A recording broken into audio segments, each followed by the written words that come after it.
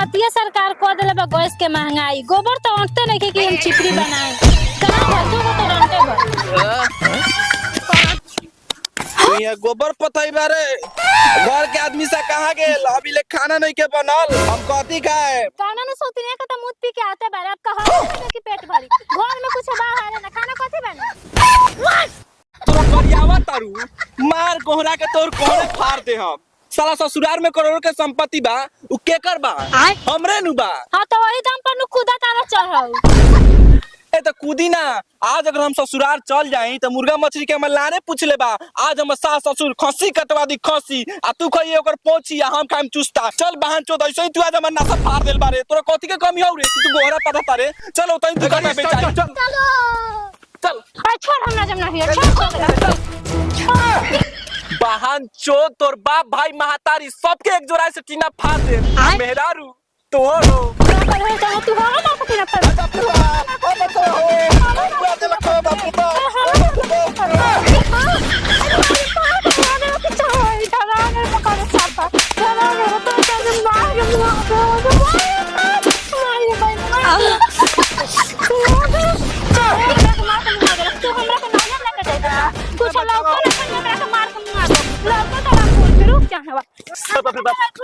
अरे बाप रे बाप बचाओ भाई लोग के उबारा हो ये बहुत सारी लागत आज कुर्सी से मर्जी निकल जाती है अरे बाप रे बाप हां रे दोगला जो साचो को कचाता है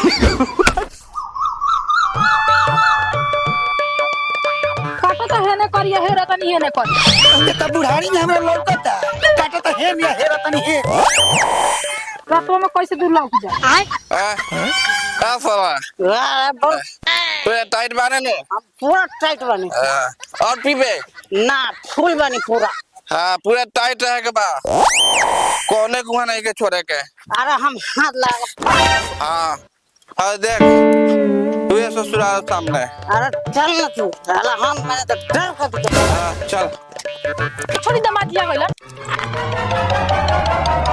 ए चिल्लाना तो हमारा जिंदगी खराब करके अपना मेहरारू के गोदी में बैठ के दूध पियता रे गलत गलत ढील है बात तारे अपना संपत्ति कहिए हमरा नामे करेगा बोलो दिलन महतो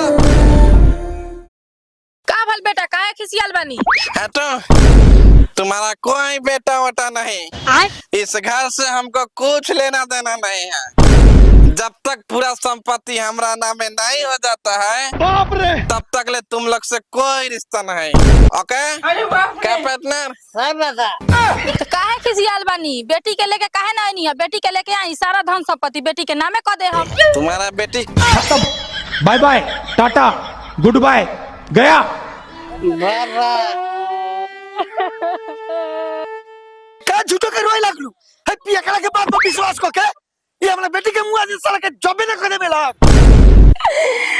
पियाक टियाक बगाना भरोसा बा तो साचो के मुंह आके चोरा लेके ये रोने धोने से कुछ नहीं होने वाला है तुम्हारा बेटी तो कहो झूलन में तो सारा संपत्ति हमारा नामे करो फटाफट अभी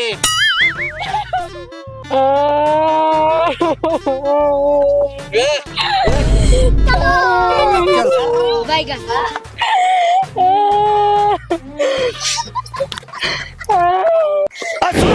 सुन साथ साथ बताओ तू बेटी के हमरा साथ तू होट के कोदले बड़े का रे गुड हते कोले बड़े सुनी ना काहे ला मारा तनी पिया के पोला के पूछी ना कि बेटी के साथ में ता पहिले बा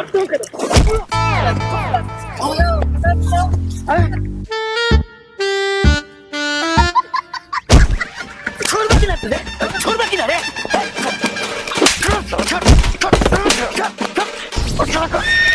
रवना में सारा प्रॉपर्टी लिख दिया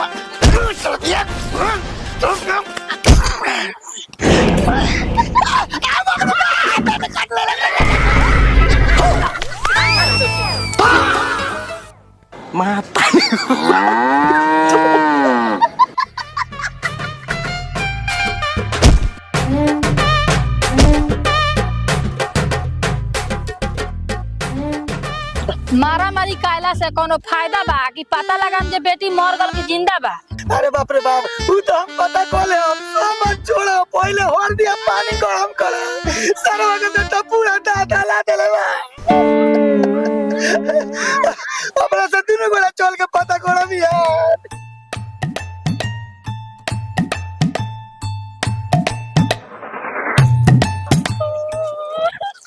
चुपचाप रह ना, लाड़ पलड़ वाले बन। आज अगर पियकड़ा के बात अगर सच हो जाई तो ओकरा खानदान भर के हम मुर्गी लेके कुटी कुटी काट दे। ठीक बात है चाचा, वो सरवा के एगो बहन बा, अगर हमरा बहन के कुछ होलै त साले तो ओकरा बहन के कुटी कुटी काट दे मार। भाई एकर बहन के है क्या? बार बार के ये बार चक्के।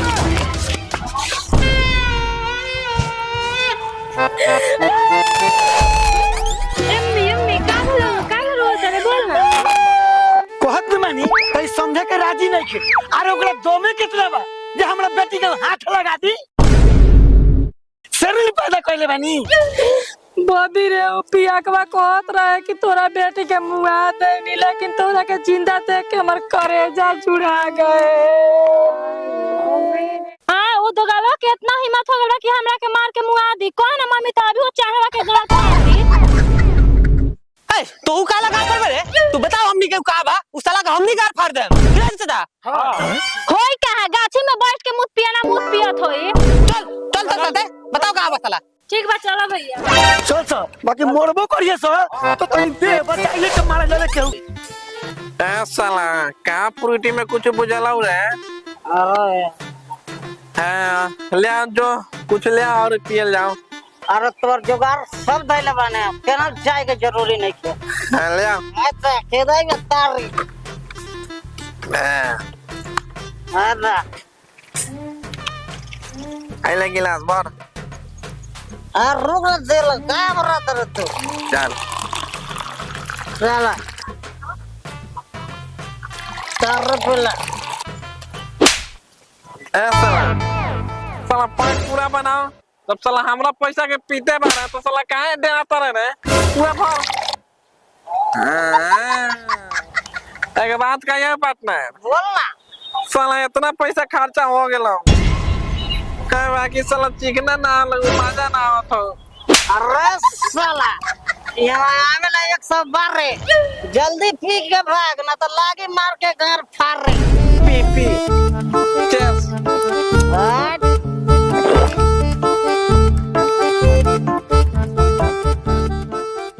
ये फुलवा हौहे बा का? हां मम्मी उहे चाहवा बा। ये फुलवा के बाबूजी ओने कहा जाता नहीं होदा बैठल बा। अरे ला एमे तारी गिलत का नहीं के, एमे गिरत का नहीं के तारी ला।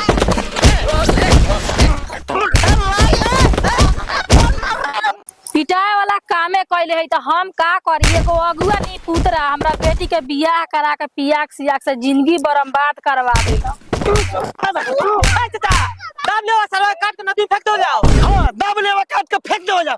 अब बेटी हमर मुस्मात हो जाई तो हम जिंदगी में मुरी पे बोझा दुआ ना मार मार। ठीक है तो कहो तो भाई एकरा के काट को नदी में फेंक द। भले हम मुस्मात के जिंदगी जी हम, लेकिन एकरा पर ना रहो। अरे बाप रे बाप, चालू सरवा कुछ ना पियो, मेरा बचा लो। चुप दगला, तोरा पे कौन विश्वास करे? तू आज की रे खा ले फैन चल बे घेर के पी।